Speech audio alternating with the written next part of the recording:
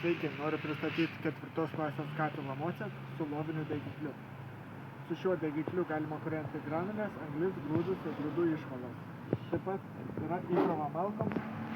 Galima naudoti tuo pačiu metu, kai dega granulės ar grūdai. Šią šilumokaitį reikia prižiūrėti kartą per savaitę, kad nebūtų apsinešę pelenai ir kad būtų kuo geresnis karščio atidavimas į šildomą vandenį. Štai valdymo kompiuteris Titanic ir ventiliatorius. Šis valdymo kompiuteris valdo 2 cirkuliacinius siurblius, kuro tiekimą ir ventiliatorius. Ventiliatorius tvirtinamas štai čia. Loviniame degiklyje apačioje esančios skylutės leidžia orui tiekti tiesiai į degimo kamerą ir išpūsti nesudegusius pelenus.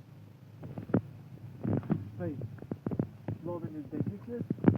Šiame degiklyje puikiai tiekiamas net ir drėgnesnis kuras, nes kuras nėra keliamas į viršų kaip vulkaninio tipo degikliuose.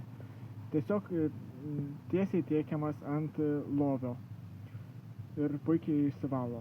Todėl tinkamas ir grūdai, ir drėgnesni grūdai, ir drėgnesnės granulės.